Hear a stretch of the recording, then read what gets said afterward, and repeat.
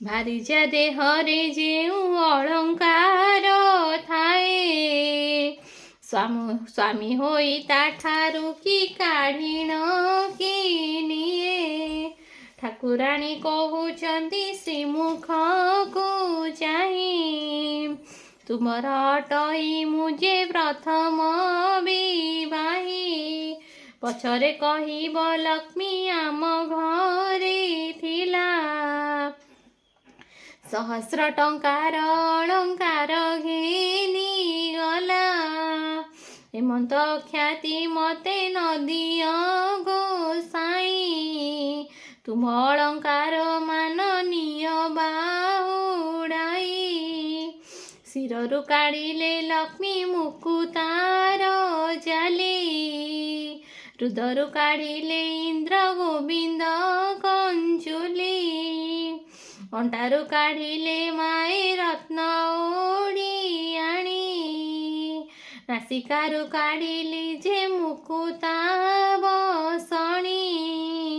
କର୍ଣ୍ଣଦ୍ୱୟରୁ କାଢ଼ିଲେ ହୀରକ କୁଣ୍ଡଳ, ଗଳାରୁ କାଢ଼ିଲେ ଯେ ଦୋଷରି ଚିନା ମାଳ। ପାଦରୁ କାଢ଼ିଲେ ଦେବୀ ଗାଜେଣୀ ନୂପୁର, ଅଙ୍ଗୁଷ୍ଠୀରୁ କାଢ଼ିଲେ ଯେ ଝୁଣ୍ଟିଆ ସତ୍ୱର। ଅନ୍ୟ ଅଳଙ୍କାର ମାନ କି କହିବି ଆଉ, ରୁଣ୍ଡ କରିଲାରୁ ଦିଶିଲା ସବୁ ଦାଉ ଦାଉ। ସବୁ ଅଳଙ୍କାର ମାନ ଏକଠା ବହେ, ରଖ ଦିନ ବନ୍ଧୁ ଏହା ବୋଲି ସମର୍ପିଲେ। ଗୋବିନ୍ଦ କହନ୍ତି ଏହା କି କରିବୁ ନେଇ, ଆମ୍ଭର ଅଳଙ୍କାର ଯେ ପ୍ରୟୋଜନ ନାହିଁ। ଗୃହସ୍ଥ ହୋଇଣ ଯେବେ ଭାର୍ଯ୍ୟାକୁ ତେଜଇ, ଛମାସକୁ ଭାତ ଲୁଗା ଲେଖିଣ ଦିଅଇ। ଏହି ଅଳଙ୍କାର ସବୁ ତୁମ୍ଭେ ଘେନି ନିଅ, ବାକି ବିକି ଭାଙ୍ଗି କରି ଭାତ ଲୁଗା କରୁଥାଅ। ଲକ୍ଷ୍ମୀ ଦେବୀ କହୁଛନ୍ତି ପ୍ରଭୁ ମୁଖ ଚାହିଁ, ସାବଧାନ ହୋଇ ଶୁଣ ବ୍ରହ୍ମାଣ୍ଡ ଗୋସାଇଁ। ମୋର ତୁଲେ ଆଉ ଯେଉଁ ଭାରି ଜାଣିବ, ଏହି ସବୁ ଅଳଙ୍କାର ତାହାକୁ ଯେ ଦେବ। ମୁହିଁ ଯାଉଅଛି ନରକ୍ଷିତ ହୋଇ, ମୋର ଅଭିଶାପ ଘେନ ପ୍ରଭୁ ଭାବଗ୍ରାହୀ। ସତେ ଯେବେ ଚନ୍ଦ୍ର ସୂର୍ଯ୍ୟ ହୁଅନ୍ତି ଆତଜାତ, ତୁମକୁ ଅନ୍ନ ନ ମିଳୁ ଆହେ ଜଗନ୍ନାଥ। 12 ବର୍ଷ ଯାଏ ତୁମ୍ଭେ ଦରିଦ୍ର ହୋଇବ, ଅନ୍ନ ବସ୍ତ୍ର ଜଳ ଯେ ତୁମ୍ଭକୁ ନ ମିଳିବ। ମୁହିଁ ଚଣ୍ଡାଳୁଣୀ ଯେବେ ଟେକି ଦେବି ଅନ୍ନ, ଭୋଜନ କରିବ ତେବେ କାଳିଅ ଗଞ୍ଜନ। ଏତେ ବୋଲି ଲକ୍ଷ୍ମୀ ଦେବୀ ସାପ ଦେଇଗଲେ, ଦେଉଳକୁ ବାହାର ହୋଇ କେତେ ଦୂର ଗଲେ। ଏହା ଦେଖି ଦାସୀ ମାନେ ସଙ୍ଗେ ଗୋଡ଼ାନ୍ତି, ଦାସୀକୁ ଅନାଇ ଲକ୍ଷ୍ମୀ ଦେବୀ ବୋଲୁଛନ୍ତି, ମୁହିଁ ଯାଉଅଛି ଅଲକ୍ଷଣୀ ହୋଇ। ମୋ ପଛେ ତୁମ୍ଭେ ମାନେ ଆସୁଛ କି ପାଇ। ଏହିପରି ହୋଇ ଯେବେ ପିତା ଘର ଯିବି, 4 ଦିନ ମାତ୍ର ତହିଁ ରହି ନ ପାରିବି। ଜଗନ୍ନାଥ ପ୍ରାୟ ବନ୍ଧୁ ପିତା ଘର ଯିବେ, ତାକୁ ଦେଖି ପିତା ମତେ ସମର୍ପିଣ ଦେବେ। ଶ୍ରାପ ଦେବା ଫଳ ମୋର ହୋଇବ କାରଣ। ଦରିଦ୍ର ନୋହିବେ ପ୍ରଭୁ ଦେବ ଭଗବାନ। ଏତେ ବୋଲି ଲକ୍ଷ୍ମୀ ଦେବୀ ମନେ ଚିନ୍ତା କଲେ। ବିଶ୍ୱକର୍ମାକୁ ଯେ ମାଏ ମନେ ସୁମରିଲେ। ବୈକୁଣ୍ଠପୁରେ ବିଶ୍ୱକର୍ମା ରହିଥିଲେ। ସ୍ମରଣ ମାତ୍ରକେ ଲକ୍ଷ୍ମୀ ଛାମୁରେ ମିଳିଲା। କିସ ଆଜ୍ଞା ହେଉ ମତେ ଲକ୍ଷ୍ମୀ ମହାମାଇ। ଶୁଣି ଆଜ୍ଞା ଦେଲେ ବିଶ୍ୱକର୍ମାକୁ ଯେ ଚାହିଁ। ଚଣ୍ଡାଳୁଣୀ ଅପବାଦେ ପ୍ରଭୁ ଦେଲେ ଘୋଡ଼ାଇ। ପାରିବୁ କି ଖଣ୍ଡିଏ କୋଡ଼ିଆ ତୋଳି ଦେଇ। ଆଜ୍ଞା ମାତ୍ରେ ବିଶ୍ୱକର୍ମା ବେଗେ ଚଳିଗଲେ। 3 କୋଶ ପ୍ରମାଣେ ସେ ଉଆସ ତୋଳିଲେ। ସୁବର୍ଣ୍ଣର କାନ୍ଥମାନ ସବୁ ଘରେ କଲେ। ହୀରା ନୀଳା ମାଣିକ୍ୟାଦି ତହିଁ ଖଞ୍ଜାଇଲେ। ଅଣ୍ଟିସ୍ଥଳେ ଅନେକ ମୁକୁତା ଲଗାଇଲେ। ପ୍ରବାଳର ସ୍ତମ୍ଭମାନ ତହିଁରେ ରଚିଲେ।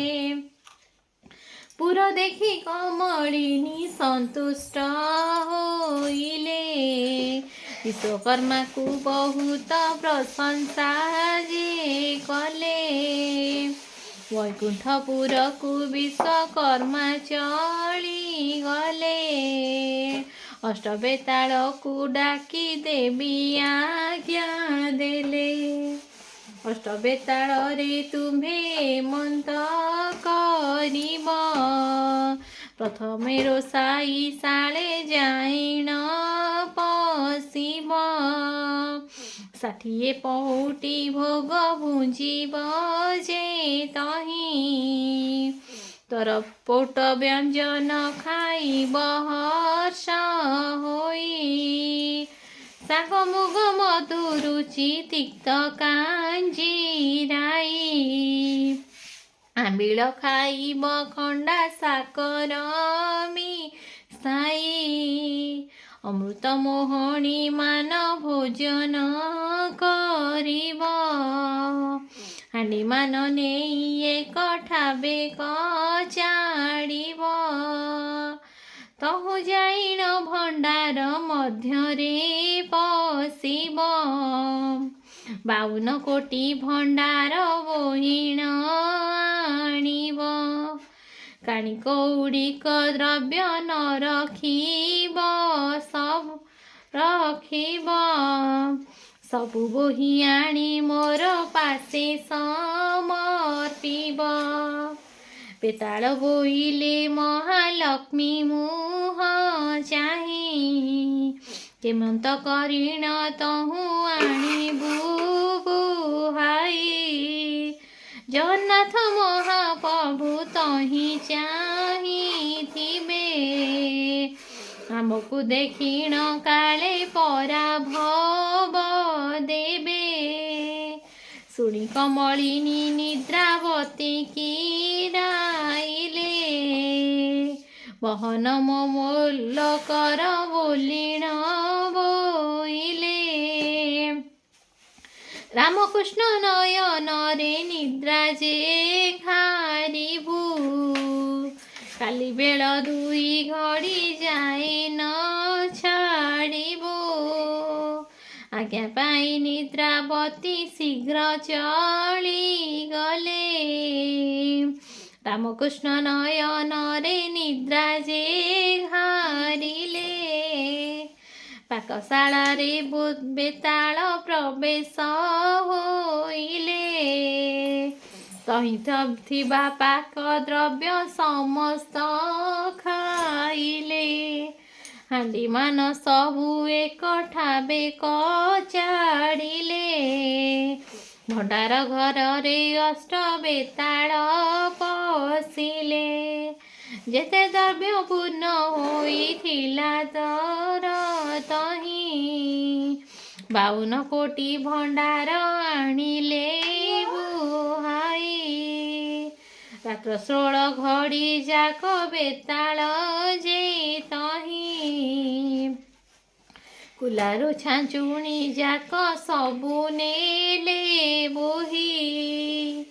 ଦେଖି କରି ମହାଲକ୍ଷ୍ମୀ ସନ୍ତୁଷ୍ଟ ହୋଇଲେ, ତୁମ୍ଭେ ଆଜି ପୁତ୍ର ପଣ କରିଣ ବୋଇଲେ।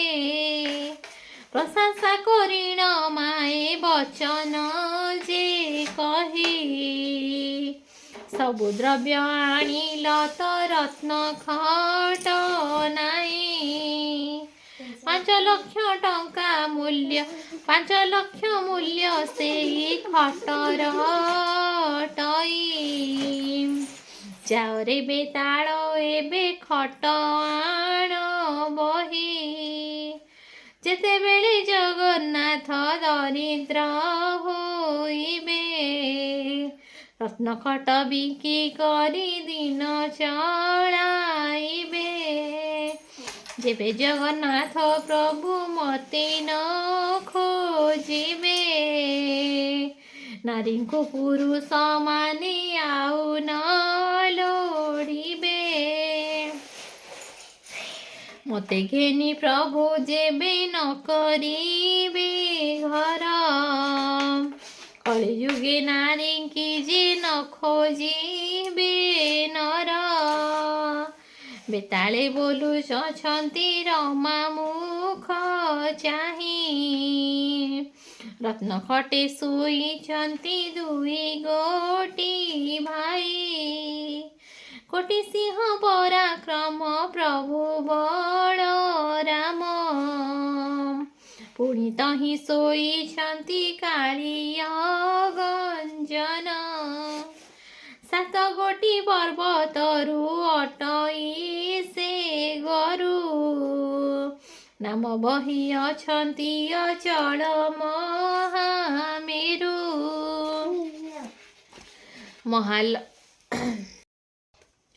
ମହାଲକ୍ଷ୍ମୀ ବୋଇଲରେ ମନ୍ତ କରିବ, ଦୌଡ଼ିଆ ଖଟ 1 ଗୋଟେ ଆଣିଯିବ। ରାମକୃଷ୍ଣ ଦୁହିଁଙ୍କୁ ଯେ ଗଡ଼ାଇଣ ଦେବ, ଶୋଇବାର ରତ୍ନ ଖଟ ବୁହିଣ ଆଣିବ। ଏହା ଶୁଣି ବେତାଳ ଯେ ଶୀଘ୍ର ଚଳିଗଲେ, ରତ୍ନ ଖଟେ ପାଶେ ଦୌଡ଼ିଆ ଖଟ ଦେଲେ।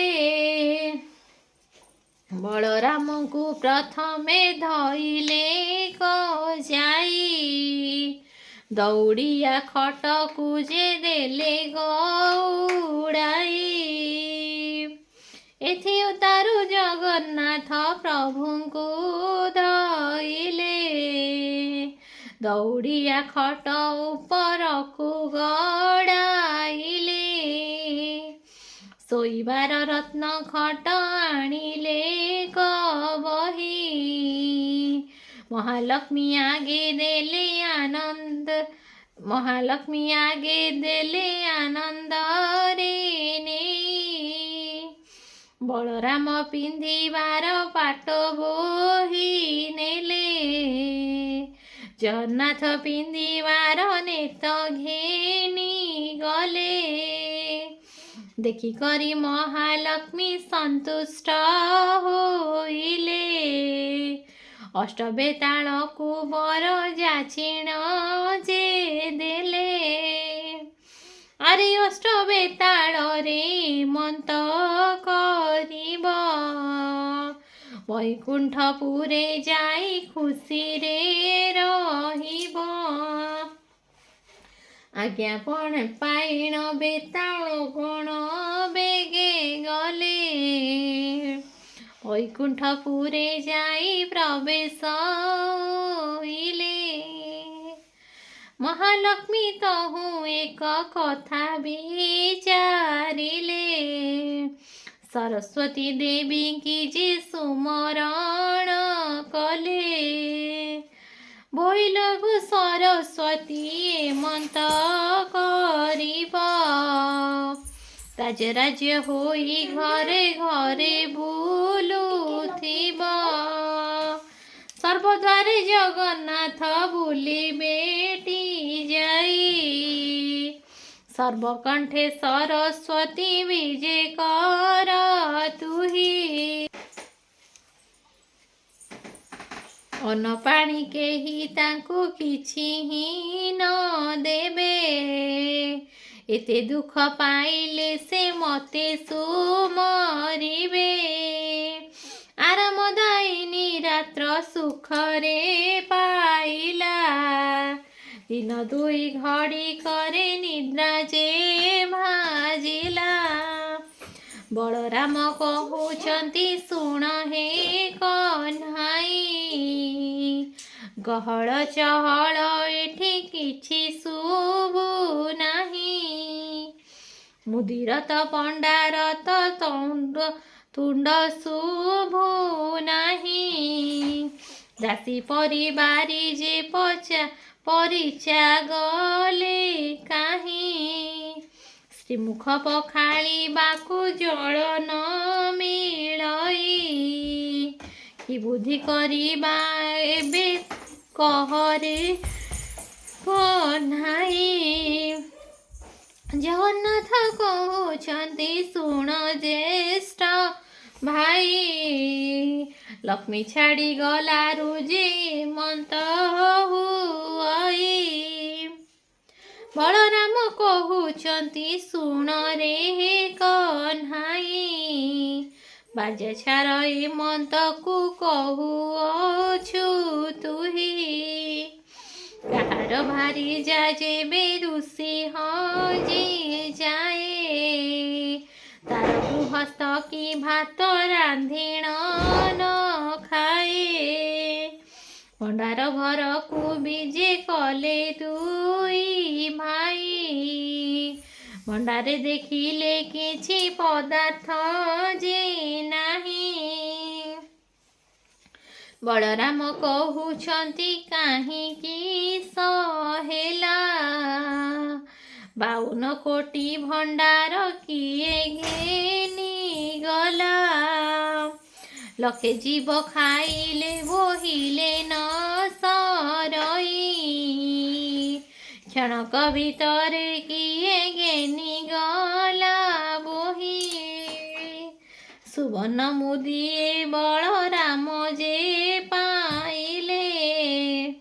ହାତ ଗୋଟି ଗଣ୍ଠି ଦେଇ କାନିରେ ବାନ୍ଧିଲେ।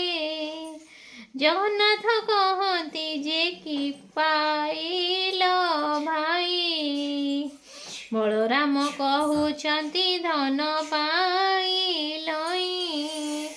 ଜଗନ୍ନାଥ କହୁଛନ୍ତି ବଳରାମ ଭାଇ।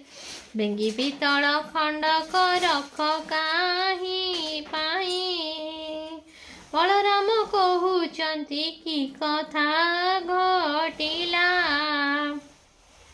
ପାଇଥିବା ସୁବର୍ଣ୍ଣ ସ୍ୱର୍ଣ୍ଣ ବେଙ୍ଗି ପିତଳ ହୋଇଲା। ସୁଧ ସୁବର୍ଣ୍ଣର ଯେଉଁ ଧନ ହୋଇଥିଲା। କାଣି କଉଡ଼ି କଡ଼ାକୁ ସମାନ ନୋହିଲା।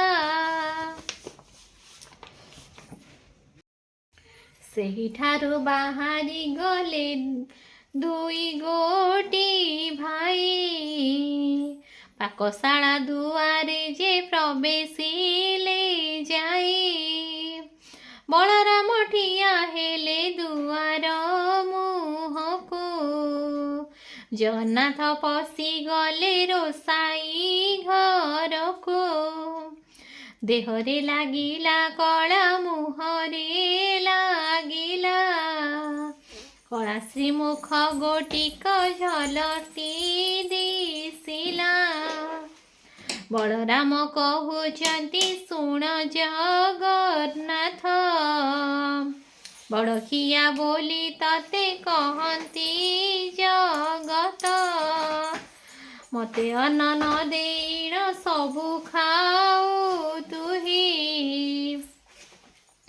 ଜଗନ୍ନାଥ କହୁଛନ୍ତି ଶୁଣ ଜ୍ୟେଷ୍ଠ ଭାଇ। ଅନ୍ନ କାହିଁ ମିଳିବ ଯେ ଚୁଲି ସୁଦ୍ଧା ନାହିଁ। ନ ବୁଝି ଏପରି କିମ୍ପା କହୁଛ ଗୋସାଇଁ। ସେଇଠାରୁ ଯାଇ ଦେଖିଲେ ଧାନ ମରାଇ। ଲକ୍ଷ ଲକ୍ଷ ଭରଣ ଯେ ଧାନ ତହିଁ ଥାଇ। ଦେଖିଲେ ଅଗାଡ଼ି ତହିଁ ଗୋଟିଏ ଯେ ନାହିଁ। ତହୁଁ ଗଲେ ଦୁଇ ଭାଇ ନିରାଶ ଯେ ହୋଇ। ଇନ୍ଦ୍ରଦ୍ୟୁମ୍ନ କୂଳେ ଯାଇ ପ୍ରବେଶ ହୋଇଲେ। ଟୋପାଏ ଟୋପାଏ ଯେ ପାଣି ତହିଁ ନ ଦେଖିଲେ। ବଡ଼ ଦେଉଳରେ ଯାଇ ପ୍ରବେଶ ହୋଇଲେ। ସେହିଦିନ ଉପବାସ କରିଣ ରହିଲେ। ବେଳ ଦୁଇ ଘଡ଼ି କରି ନିଦ୍ରା ଯେ ଭାଙ୍ଗିଲା। ମୁଖ ପ୍ରକ୍ଷାଳନ ଅର୍ଥେ ପାଣି ନ ମିଳିଲା। କି ବୁଦ୍ଧି କରିବା ଏବେ ବୁଦ୍ଧି ଦିଶୁ ନାହିଁ। ବଳରାମ କହୁଛନ୍ତି ଶୁଣ ରେ କହ୍ନାଇ। କାଲି ଉପବାସରେ ରହିଲେ ବେନି ଭାଇ। ଆଜି ପାଦେ ଯିବାକୁ ତ ବଳ ପାଉନାହିଁ।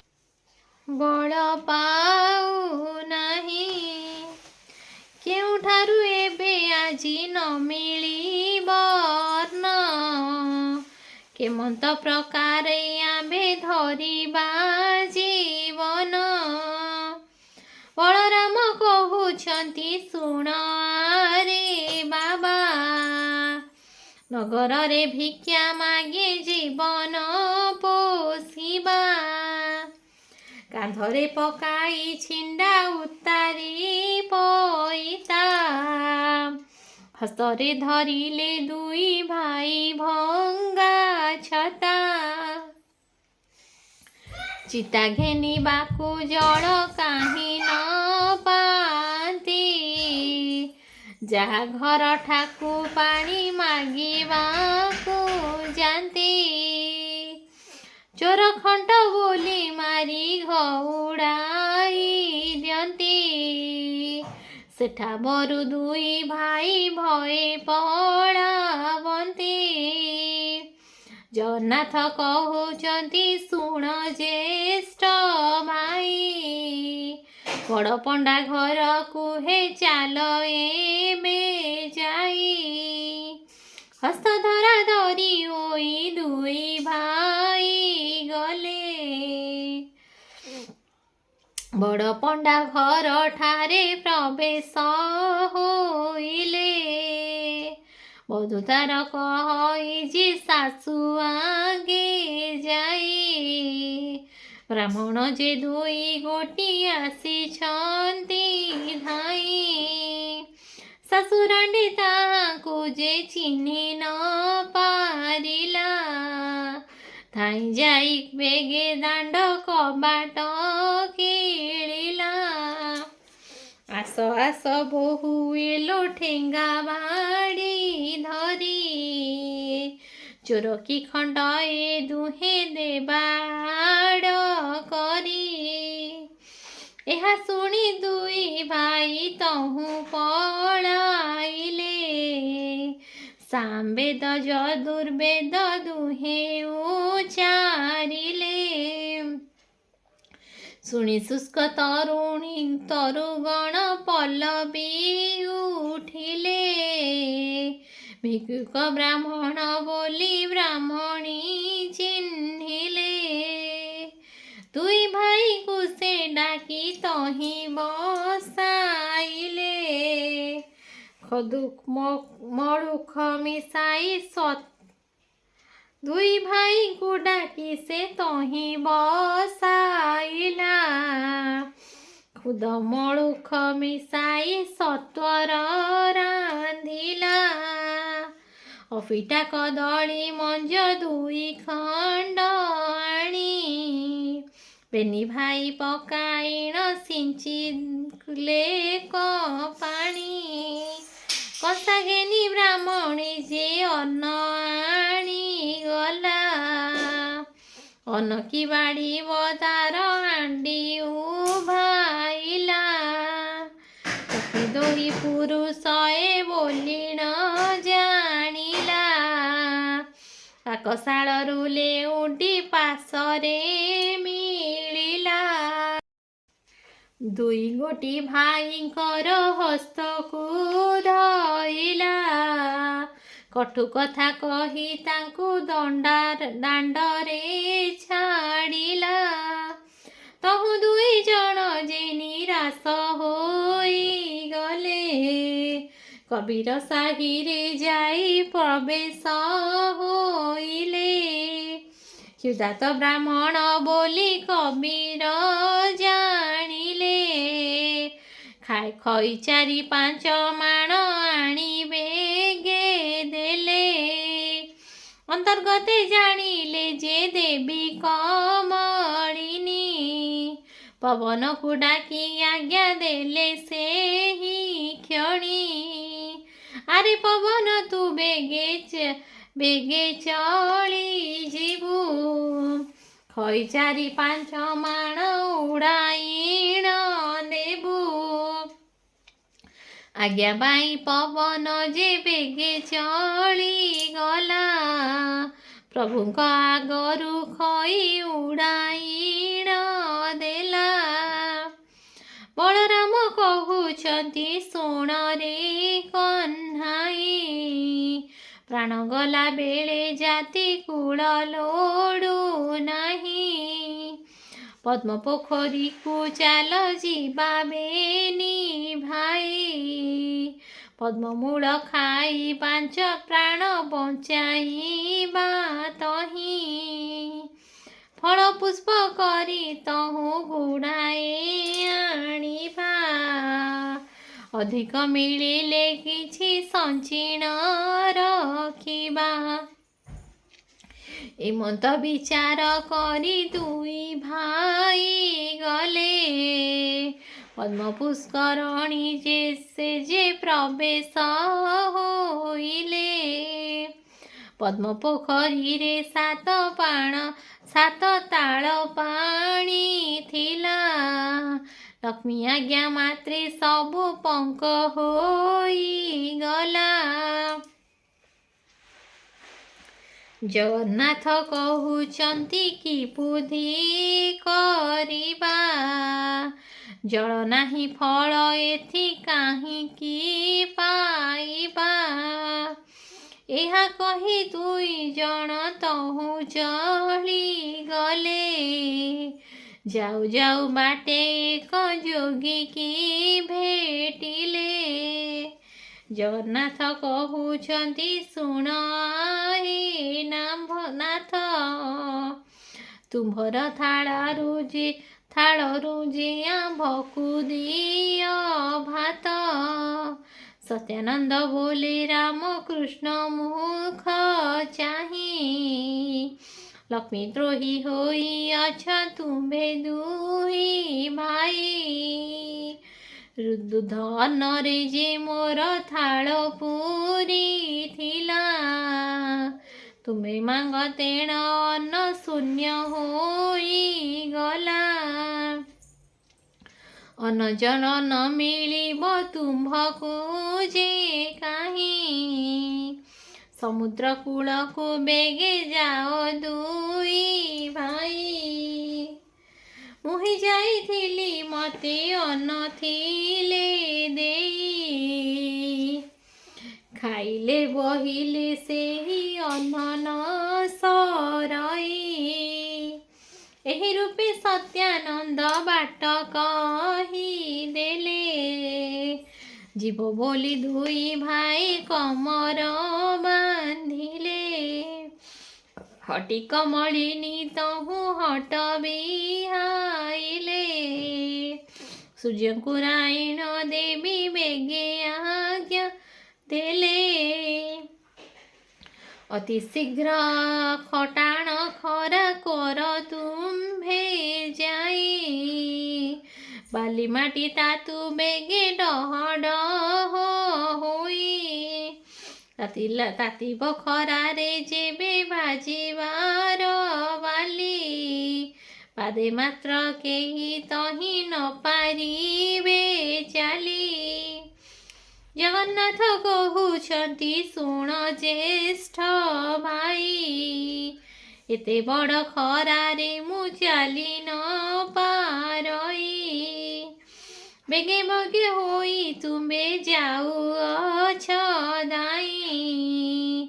ବୁଦ୍ଧି ଦିଶୁନାହିଁ ଏବେ କିସ କରିବଇ। ଶୁଣ ନ ଶୁଣିଲା ପରି ବଳଦେବ ଗଲେ। କମଳାଙ୍କ ସିଂହ ଦ୍ୱାରେ ପ୍ରବେଶ ହୋଇଲେ। ସିଂହ ଦ୍ୱାରେ ପ୍ରବେଶିଣ ଡାକିଲେ କଜହୁଁ। ଡାକ ଶୁଣି ଦାସୀ ମାନେ ଅଇଲେ କତହୁଁ। କେଉଁ ଦାସୀ କହୁଅଛି ଶୁଣ ଆଗ ସହି। ଏପରି କାଙ୍ଗାଳ ମୁଁ ଯେ କାହିଁ ଦେଖି ନାହିଁ। ଏପରି ମୋଟା ହୋଇ ଗୋଟାଏ ଥିଲା। ଆମ ଠାକୁରାଣୀକୁ ଯେ ଘଉଡ଼ାଇ ଦେଲା। ଏହି ରୂପେ ଦାସୀ ମାନେ କୁହାକୁହି ହେଲେ। ବେକରେ ହାତ ଦେଇଣ ଦାଣ୍ଡରେ ଛାଡ଼ିଲେ। ବଳରାମ ପ୍ରଭୁ ତହିଁ ଲେଉଟି ଅଇଲେ। ଜଗନ୍ନାଥ ଠାକୁରଙ୍କୁ ବାଟରେ ଦେଖିଲେ। ବଳରାମ କହୁଛନ୍ତି ଶୁଣରେ କହ୍ନାଇ। ଦାସୀମାନେ ଆସି ମତେ ଦେଲେ ଘଉଡ଼ାଇ। ଜଗନ୍ନାଥ କହୁଛନ୍ତି କି ବୁଦ୍ଧି କରିବା। କେମନ୍ତ ପ୍ରକାରେ ଆମ୍ଭେ ଜୀବନ ଧରିବା। ଆଉ ଥରେ ବେନି ଭାଇ ଆଉ ଥରେ ଚାଲ ବେନି ଭାଇ ଫେରି ଯିବା। ବିନୟ କରିଣ ଅନ୍ନ ଦାସୀଙ୍କୁ ମାଗିବା। ବଳରାମ କହୁଛନ୍ତି ପଛେ ଆମ୍ଭେ ଥିବୁ। ଆଗରେ ଥାଇଣ ଅନ୍ନ ତୁହି ଯେ ମାଗିବୁ। ଏତେ କହି ସିଂହ ଦ୍ୱାରେ ପ୍ରଭୁ ବିଜେ କଲେ। ମନ୍ଦିରର ଶୋଭା ଦେଖି ଆଶ୍ଚର୍ଯ୍ୟ ହୋଇଲେ। ବଳରାମ କହିଲେ ହେ ଶୁଣରେ କହ୍ନାଇ। ପଞ୍ଚମ ସ୍ୱରରେ ଆଗ ବେଦ ପଢ଼ ତୁହି। ଜଗନ୍ନାଥ ପ୍ରଭୁ ଯହୁଁ ଏମନ୍ତ ଶୁଣିଲେ। ଓଙ୍କାର ଶବଦ କରି ବେଦ ଧ୍ୱନି କଲେ। ରୁକ୍ସାମ ଯଦୁରଥର୍ବ ଯେ ଚାରି। ରୁକ୍ସାମ ଯଦୁରଥର୍ବ ଯେ ଚାରି ବେଦ। ବ୍ରହ୍ମାଣ୍ଡ ପୁରୀ ଉଠିଲା ଗହ ଗହ ନାଦ। ପଲଙ୍କ ଉପରେ ଯେ କମଳା ଶୋଇଥିଲେ। ନିସ୍ତରିଲି ବୋଲିଣ ବୋଇଲେ। କୋଟି କୋଟି ଜନ୍ମର ପାତକ ହେଲା କ୍ଷୟ। ମୋର ଘରେ ବିଜେ କଲେ ପ୍ରଭୁ ଦେବରାୟ। ପଚାର ପଚାର ଦାସୀ ପଚାର ଲୋ ଯାଇ। କିସ ମାଗୁଅଛନ୍ତି ଯେ ବ୍ରାହ୍ମଣ ବେନି ଭାଇ। ଚାଲି ଯାଇ ମଧୁଶୂଲି ତାଙ୍କୁ ପଚାରିଲେ, କି ମାଗୁଛ ପଣ୍ଡାମାନେ କହ ତୁମ୍ଭେ ଭଲେ। ଜଗନ୍ନାଥ କହୁଛନ୍ତି ଦାସୀ ମୁଖ ଚାହିଁ, ଅନଗଣ୍ଡା ଏକ ତୁମ୍ଭେ ପାରିବ କି ଦେଇ। ଏମନ୍ତ ଶୁଣିଲ ଦାସୀ ମାନେ ଚାଲିଗଲେ, ଲକ୍ଷ୍ମୀ ଠାକୁରାଣୀ ଆଗେ ବେଗେ ସେ ବୋଇଲେ। ଦାସୀଙ୍କ ମୁଖରୁ ଏମନ୍ତ ବାକ୍ୟ ଶୁଣି, ମନେ ବିଚାର କରନ୍ତି ଲକ୍ଷ୍ମୀ ଠାକୁରାଣୀ। ଏକଥା ଅରଜି ଅଛି ଚଣ୍ଡାଳୁଣୀ ମୁହିଁ, ଏବେ ଦାସୀ ମାନେ ଲୋପଚାର ବେଗେ ଯାଇ। ବ୍ରାହ୍ମଣ ହୋଇ ମୋ ଘରେ କି ରୂପେ ଖାଇବ, ଚଣ୍ଡାଳୁଣୀ ଅନ୍ନ ଖାଇ ଅପବାଦ ନେବେ। ଏ ମୋର ଦ୍ରବ୍ୟ ତାଙ୍କୁ ଛୁଇଁ ନ ଯୋଗାଇ, ଜାଣୁ ଜାଣୁ ମୁଁ କେମନ୍ତ ପ୍ରକାରେ ଦେବଇ। ଠାକୁରାଣୀ ସମୀପରୁ ଦାସୀ ମାନେ ଗଲେ, ବ୍ରାହ୍ମଣଙ୍କ ଆଗ ଯାଇ ଏମନ୍ତ କହିଲେ। ଦାସୀଙ୍କ ମୁଖରୁ ଏମନ୍ତ ବାକ୍ୟ ଶୁଣି, କ୍ଷୁଧାତିର ହୋଇଣ କହନ୍ତି ହଳ ପାଣି। ନୂଆ ହାଣ୍ଡି ନୂଆ ସଞ୍ଚା ଦେଇକି ପାରିବୁ, ଏମନ୍ତ ହୋଇଲେ ଆମ୍ଭେ ମାନେ ଯେ ଖାଇବୁ।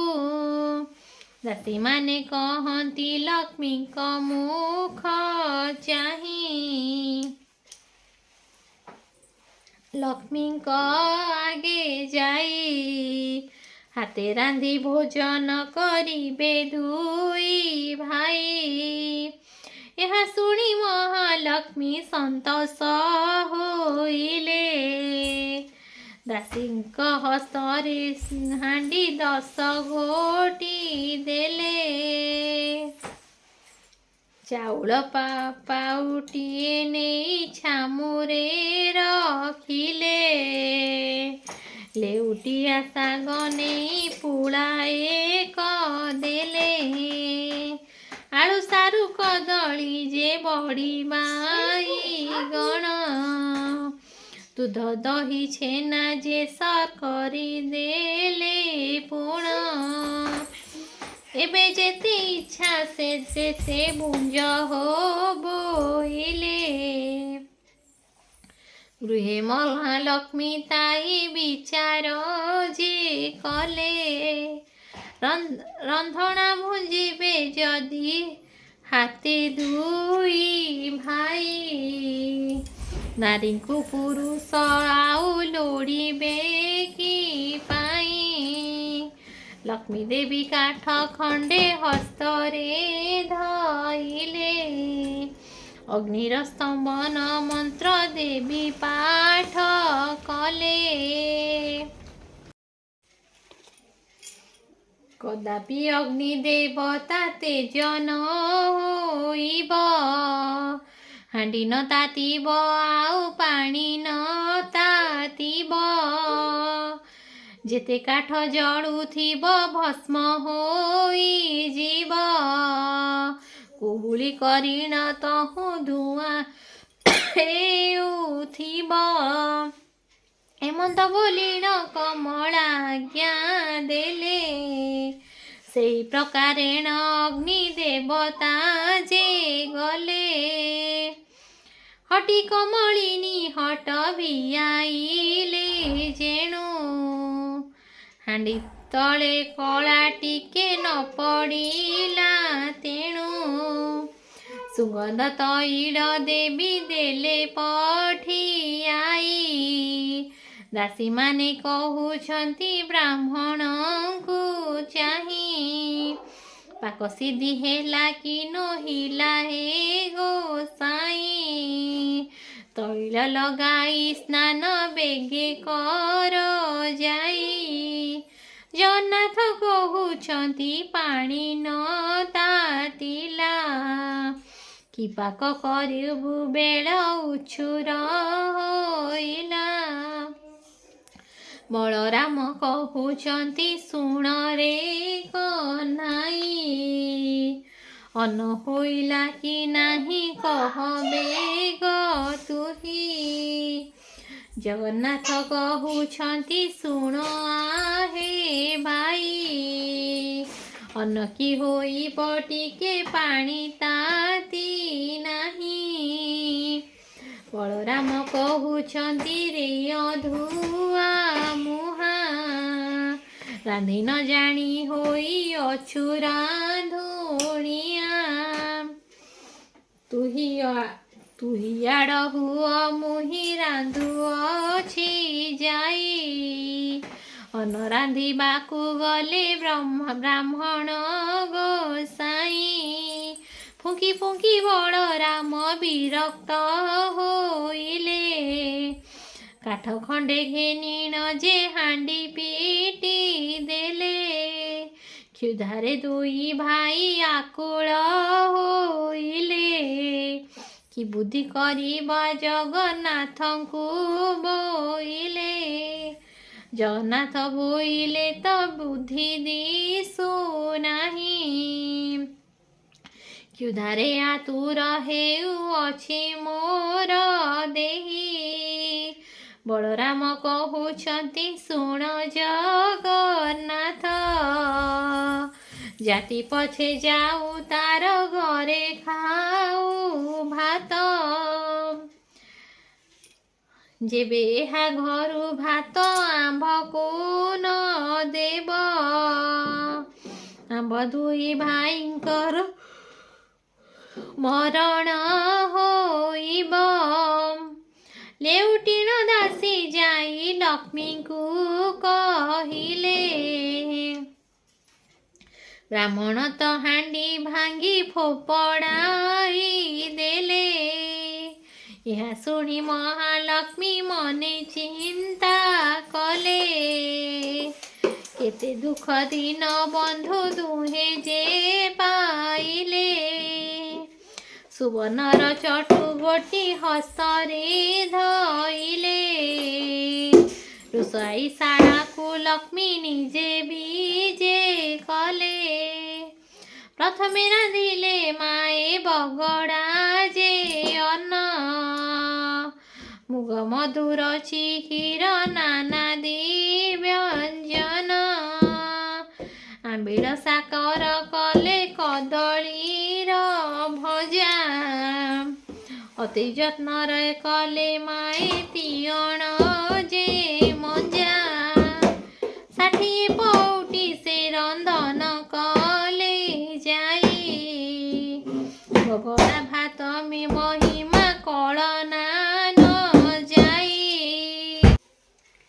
60 ପଉଟି ସେ ରନ୍ଧନ କଲେ ଯାଇ, ବଗଡ଼ା ଭାତ ମହିମା କଳନା ନ ଯାଇ। ଦୁଧ ପୁଳି କଲେ ମାତ ଘୃତ ପୁଳି କଲେ, ଅତି ଯତନରେ ମାଏ ସର ପୁଳି କଲେ। ଯେତେ ଦ୍ରବ୍ୟ ରାନ୍ଧିଛନ୍ତି ବ୍ରାହ୍ମଣଙ୍କ ରୁଚି,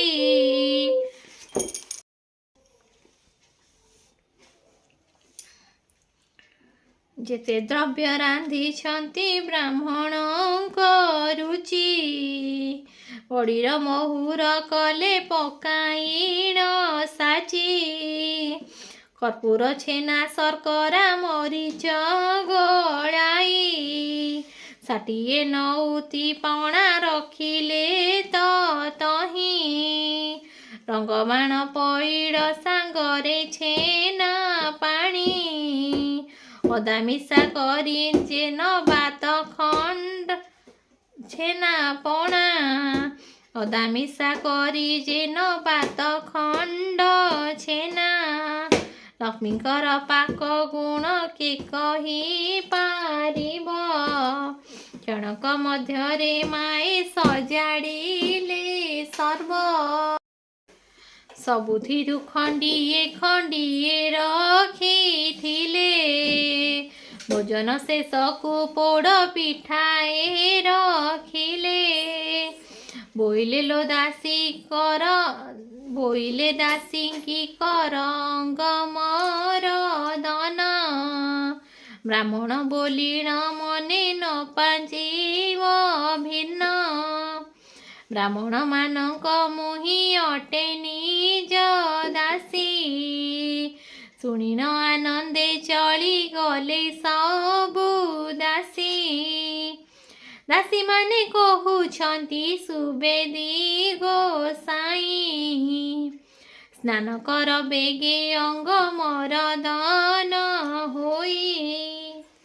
ତହୁଁ ସୁବାସ ଜଳରେ ଦୁହେଁ ସ୍ନାନ କଲେ। ଅଙ୍ଗ ପୋଛିବାକୁ ଦାସୀ ଗାମୁଛାଏ ଦେଲେ। ପିନ୍ଧିବାକୁ ପୀତାମ୍ବର ପାଟ ଆଣି ଦେଲେ। ସୁବେଶ ହୋଇନ ଦୁଇ ଭାଇ ଯେ ବସିଲେ। ବଳରାମ କହୁଛନ୍ତି ଶୁଣରେ କହ୍ନାଇ। ଏମନ୍ତ ପ୍ରକାରେ ମାନ୍ୟ କରେ କିସ ପାଇଁ। ଏହା ଘରେ ପୁରୁଷତ ଜଣେ ଦିଶୁ ନାହିଁ। ଶୁଣିଦେବା ପ୍ରାୟ ଏହି ବିଚାର ଦିଶଇ। ଚାଲ ଏବେ ପଳାଇଣ ଏହିଠାରୁ ଯିବା। କ୍ଷଣକ ମଧ୍ୟରେ ଆଉ ପ୍ରାଣ ନ ପାଇବା। ଜଗନ୍ନାଥ କହୁଛନ୍ତି ଜ୍ୟେଷ୍ଠ ଭାଇ ଶୁଣ। ଏ ଘରର କର୍ତ୍ତା ଆଜ ହୋଇବେ ଆପଣ। ବଳରାମ କହୁଛନ୍ତି ଶୁଣରେ କହ୍ନାଇ। ଏମନ୍ତ କହିବା ତୋର ଉଚିତ ନୁହଁ। ଗୁହ ପରିଷ୍କାର ଦେବୀ ସ୍ୱହସ୍ତରେ କଲେ। ଗନ୍ଧ ଚନ୍ଦନ ଯେ ମାଏ ଛଡ଼ା ପକାଇଲେ। ସୁବର୍ଣ୍ଣର ଥାଳି ସୁବର୍ଣ୍ଣର ଗିନା ଝରି। ହାତ ଧୁଆ ପାଦ ଧୁଆ ସୁସଜ୍ଜିତ କରି। ମଣୋହି କରିବା ବିଧି ସେମନ୍ତେ ଭିଆଣ। ସୁବର୍ଣ୍ଣର ପୀଠ ତହିଁ କଲେ ନିର୍ମାଣ। ମହାଲକ୍ଷ୍ମୀ କହୁଛନ୍ତି ଦାସୀ ମୁଖ ଚାହିଁ। ବେଗେ କରି ପ୍ରଭୁଙ୍କୁ ଲଗେନି ଆସ ଯାଇ। ଏହା ଶୁଣି ଦାସୀମାନେ ବେଗେ ଚଳିଗଲେ। ବ୍ରାହ୍ମଣଙ୍କ ପାଶେ ଯାଇ ପ୍ରବେଶ ହୋଇଲେ।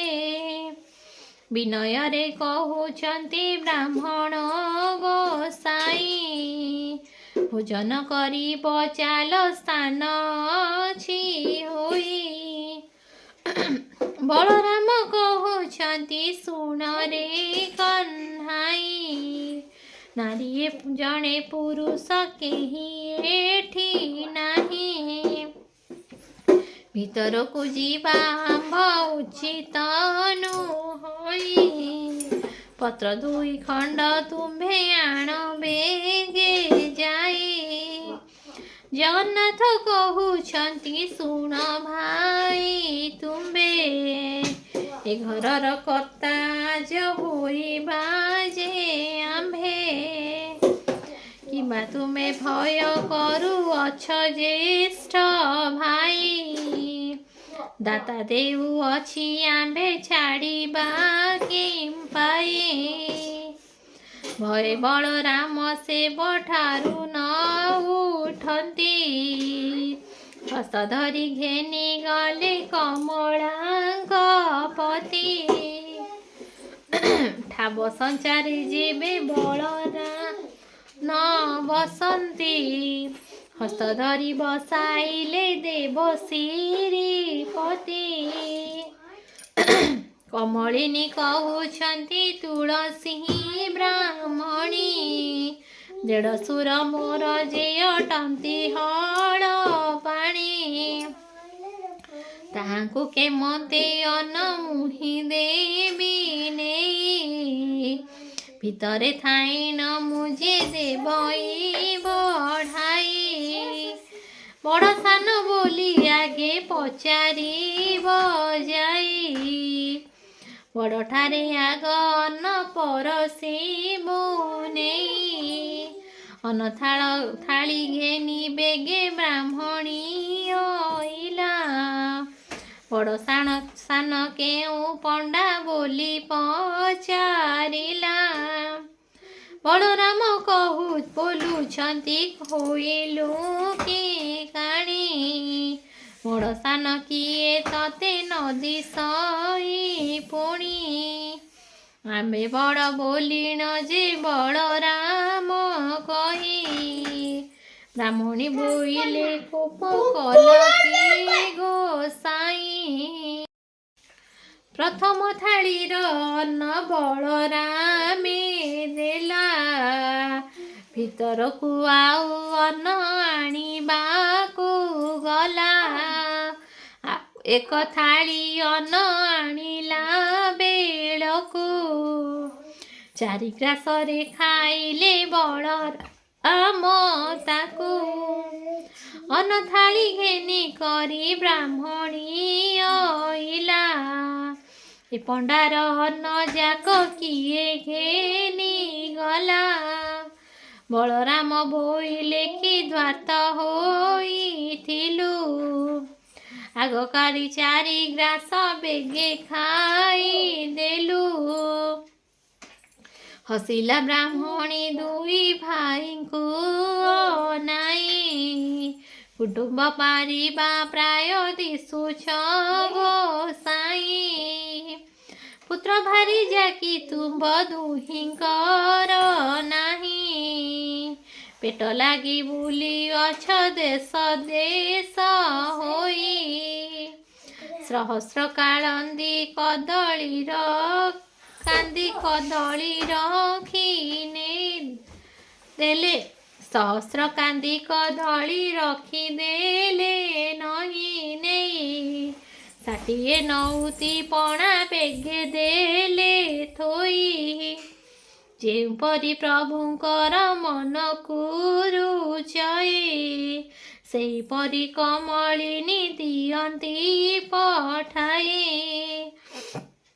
ଭୋଜନ ଶେଷକୁ ଯେ ବୋଲନ୍ତି ବଳରାମ, ଲକ୍ଷ୍ମୀଙ୍କ ରାନ୍ଧଣା ପରି ଲାଗୁଛି ଉତ୍ତମ, ଜଗନ୍ନାଥ କହୁଛନ୍ତି ବଳରାମ ଭାଇ, ଲକ୍ଷ୍ମୀ ପରା ଭାର୍ଯ୍ୟାକୁ ପାଇବା ଆଉ କାହିଁ, ଲକ୍ଷ୍ମୀଙ୍କୁ ଭର୍ତ୍ସନା କରି ଦେଲ ଘଉଡ଼ାଇ, ବାହାରି ଗଲେ ଯେ ତାଙ୍କ ଇଚ୍ଛା ହେଲା ଯହିଁ, ଏମନ୍ତ ସମୟେ ପୋଡ଼ା ପିଠା ଦେଲେ ନେଇ, ଜଗନ୍ନାଥ କହୁଛନ୍ତି ବଳରାମ ଭାଇ, ମୋର ମନ କଥାକୁ ଯେ ଲକ୍ଷ୍ମୀ ଜାଣିଥାଇ, ଭୋଜନ ଶେଷକୁ ପୋଡ଼ ପିଠାଏ ଦିଅଇ,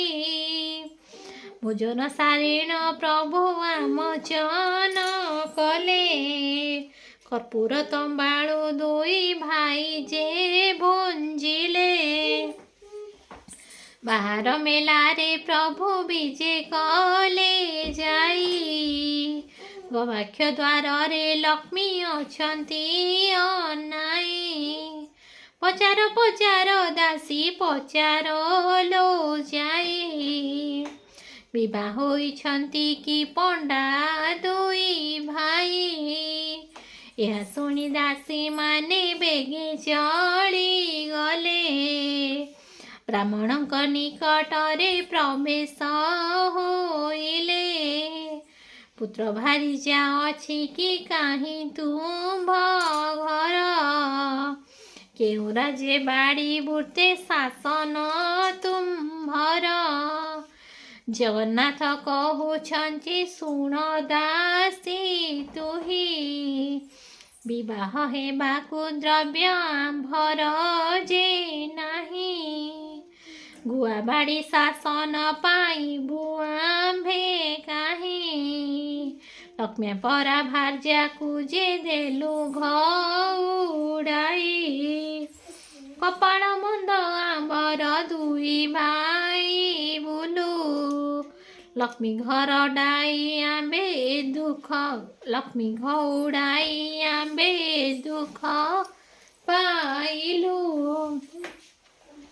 ଦାସୀ ବୋଇଲେ ପଣ୍ଡା ହୋଇଲ କି ବାଇ, ନାରୀ କି ଛାଡ଼ି ପୁରୁଷ ଦରିଦ୍ର କି ହୋଇ, ଗୋବିନ୍ଦ ବୋଲନ୍ତି ଆମ୍ଭେ କହୁଅଛୁ ଶୁଣ, କେଉଁ ନାରୀ ଥିଲେ ହୁଏ ଐଶ୍ୱର୍ଯ୍ୟ ବର୍ଦ୍ଧନ, କେଉଁ ନାରୀ ଥିଲେ ବଂଶ ନିପାତ ହୁଅଇ, କେଉଁ ନାରୀ ଥିଲେ ବାସି ପେଜନ ମିଳଇ, କେଉଁ ନାରୀ ଥିଲେ ଶାଢ଼ୀ ସୂତା ବଳା ପାଇ, କେଉଁ ନାରୀ ଅଲକ୍ଷଣୀ ଗୃହକୁ ଭାଙ୍ଗଇ, ତୁମ ସାନ୍ତାଣୀକୁ ଗୋ ପଚାର ତ ଯାଇ, ଦାସୀ କହେ ବାତୁଳ କି ହୋଇଲ ଗୋସାଇଁ, କ୍ଷୁଧା ଲାଗୁଥିଲା ଏବେ ଭାତ ଯେ ଖାଇଲ, ଆମ୍ବ ସାନ୍ତାଣୀକୁ ଯେ ପଚାର ବୋଇଲ, ବଳରାମ ବୋଇଲେ ଏ ମୋର ପିଲା ଭାଇ, ତୁମ ସାନ୍ତାଣୀ ଆଗେ ଜଣାଇବ ନାହିଁ, ଜଗନ୍ନାଥ କହୁଛନ୍ତି ଭୟ କାହିଁ ପାଇଁ, କିଛି ନ ବିଚାରିଆ ହେ ବଳରାମ ଭାଇ,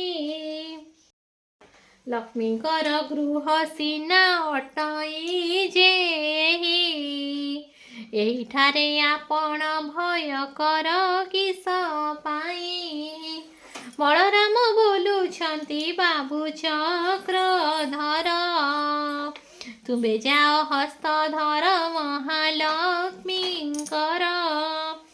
ଆମେ ଦୋଷ କଲୁ ବୋଲି କହ ତାଙ୍କୁ ଯାଇ, ଯଦି ଯହିଁ ଇଚ୍ଛା ତହିଁ ଥାଅ ଆମ୍ଭ ମନା ନାହିଁ, ଯେତେବେଳେ ବଳରାମ ଏମନ୍ତ କହିଲେ, ଭିତରପୁରକୁ ପ୍ରଭୁ ନିଜେ ବିଜେ କଲେ, ଧୀରେ ଧୀରେ ଭିତରକୁ ଗଲେ ପୀତବାସ, ପ୍ରବେଶ ହୋଇଲେ ଯାଇ କମଳାଙ୍କ ପାଶ, ପାଣି ଝରି ଘେନି କରି କମଳା ଅଇଲେ, ତରହାସେ ପ୍ରଭୁଙ୍କର ମୁଖକୁ ଚାହିଁଲେ, ଅତି ଯତନରେ ଦେଲେ ପାଦ ପଦ୍ମ ଧୋଇ, ଥୋପାଏ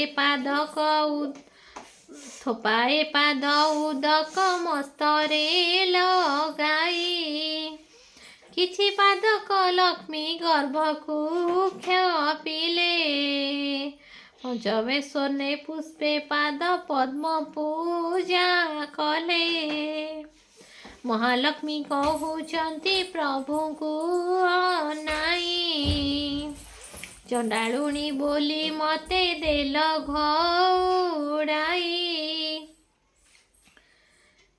ଚଣ୍ଡାଳୁଣୀ ଘରେ ଏବେ ଭୁଞ୍ଜିଲେ ଗୋସାଇଁ, ଚଣ୍ଡାଳ ବିଟାଳ ହେଲ ଦୁଇ ଗୋଟି ଭାଇ, ଧିକ ତୁମ ବଡ଼ପଣ ଧିକ ତୁମ କଥା, ପଡ଼ୁ ତୁମ୍ଭର ପ୍ରତିଜ୍ଞା ଧିକ ତୁମ୍ଭ ଭ୍ରାତା, ମହାଲକ୍ଷ୍ମୀ ଏହି ପ୍ରକାରେ ବହୁ ଧିକାରିଲେ, କାଳିୟ ଗଞ୍ଜଣ ଶୁଣି କିଛି ନ କହିଲେ, ମହାମାଇ ବୋଇଲେ ଶୁଣ ମୋ ବଚନ, ମୋର କିସ କାର୍ଯ୍ୟ ତୁମ୍ଭେ କହ ହେ ବହନ। କିଛି କ୍ଷଣ ଉତ୍ତାରେ ବୋଇଲେ ଜଗନ୍ନାଥ, ଏବେ ମନୁମାନ ତେଜ ଜଗତର ମାତ।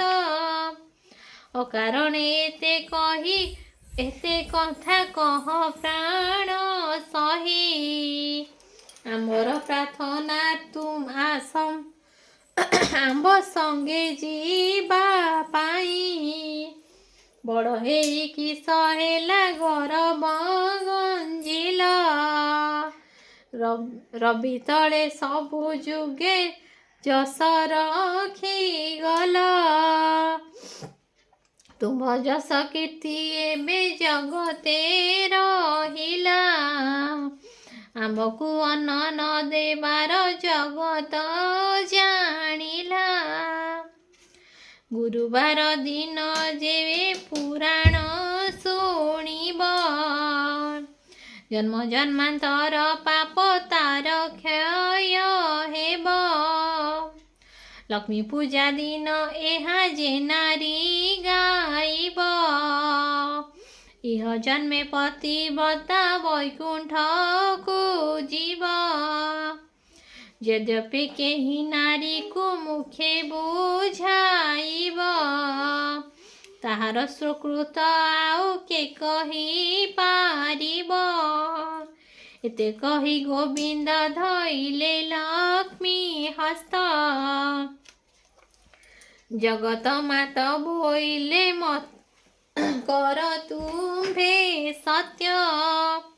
ଚଣ୍ଡାଳୁ ବ୍ରାହ୍ମଣ ଯାଏ ଖୁଆଖୁଇ ହେବେ, ସମସ୍ତେ ଖାଇଣ ହସ୍ତ ଜଳେ ନ ଧୋଇବେ।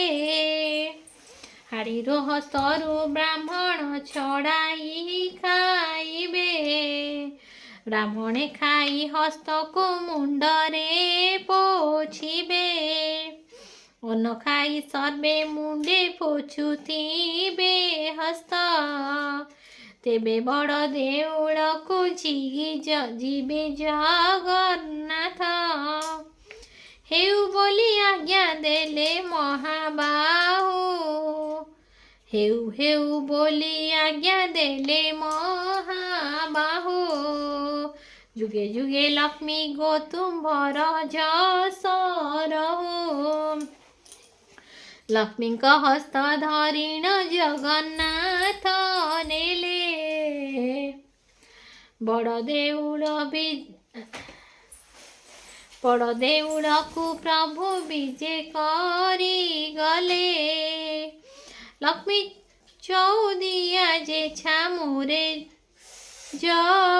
ଜଳଇ, ଦେଉଳକୁ ବିଜେ କଲେ ବ୍ରହ୍ମାଣ୍ଡ ଗୋସାଇଁ। ଇନ୍ଦ୍ର ଡାକୁଅଛି ଦେବ ମଣିମା ମଣିମା, ବ୍ରହ୍ମା ଡାକୁଅଛି ଦେବ ଗୁହାରି ଶୁଣିମା। ବରୁଣ କୁବେର ଯେ ହସ୍ତରେ ବେତ ଧରି, ନୃତ୍ୟ କରୁଥିଲେ ଯହିଁ ସ୍ୱର୍ଗ ଅପସରି।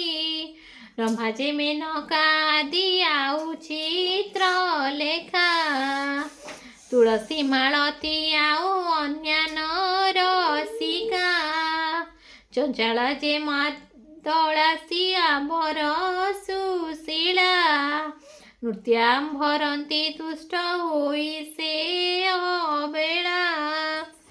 ବଳରାମ କହୁଛନ୍ତି ଶୁଣ ରେ କହ୍ନାଇ, ଘରକୁ ଘରଣୀ ସିନା ସୁନ୍ଦର ଦିଶଇ। ଯେତେବେଳେ ଯାଉ ଦାଣ୍ଡେ ଯାଉଥିଲୁ ଦୁଇ ମାଇ, ଚୋର ଖଣ୍ଟ ବୋଲି ଦେଉଥିଲେ ଘଉଡ଼ାଇ। ଆହୁରି ଏ କଥା ଶୁଣ ଜଗନ୍ନାଥ ଭାଇ, ଲକ୍ଷ୍ମୀ ଏତେ ବଡ଼ ବୋଲି ଏବେ ଜାଣିଲଇ। ଲକ୍ଷ୍ମୀ ଦେବୀ ବିଜେ କଲେ ତାଙ୍କ ଦେଉଳକୁ, ଦୁଇ ଭାଇ ବିଜେ କଲେ ବଡ଼ ଦେଉଳକୁ ଦାସୀ ପରିବାରୀ ଆଦି କରି ଯେତେ ଥିଲା ଲକ୍ଷ୍ମୀ ଆସିଲାରୁ ସେ ସମସ୍ତ ଯେ ଅଇଲେ ଲକ୍ଷ୍ମୀଙ୍କୁ ପାଇଣ ଦେବ ଗୋବିନ୍ଦ ଆନନ୍ଦ ସଂସାରେ ସେହି ମତେ କଲେ ମୁକୁନ୍ଦ ଶୁଣିଲେ ନାରଦ ଏହି ପୁରାତନ ଆଖ୍ୟା ଯାହା ପ୍ରସନ୍ନରେ ପ୍ରଭୁ ମାଗିଲେ ଯେ ଭିକ୍ଷା ଛାର ଚଣ୍ଡାଳୁଣୀ ଐଶ୍ୱର୍ଯ୍ୟ ଭୋଗ କଲା ଲକ୍ଷ୍ମୀଙ୍କର ସୁଦୟାରୁ ଏମନ୍ତ ହୋଇଲା ଏ ପୁରାଣ ପଢ଼ିଲେ ଯେ ସର୍ବସିଦ୍ଧି ହୁଏ ସୂର୍ଯ୍ୟୋଦୟ ତମ ସମ ପାପ କ୍ଷୟ ଯାଏ ଏ ପୁରାଣ ଯେଉଁମାନେ ପଢ଼ନ୍ତି ଶୁଣନ୍ତି ଲକ୍ଷ କୋଟି ଗୋଦାନର ଫଳ ଯେ ଲଭନ୍ତି ଏ ପୁରାଣ ଅଟଇ ଯେ ମୁକ୍ତିର ପଥ ଏହା ଫଳ କଥନରେ କେହେବ ସମର୍ଥ ଲକ୍ଷ୍ମୀଙ୍କ ପୁରାଣ ଏହୁ ସମ୍ପୂର୍ଣ୍ଣ ହୋଇଲା ଭାବେ ବଳରାମ ଦାସ ଗୀତାରେ କହିଲା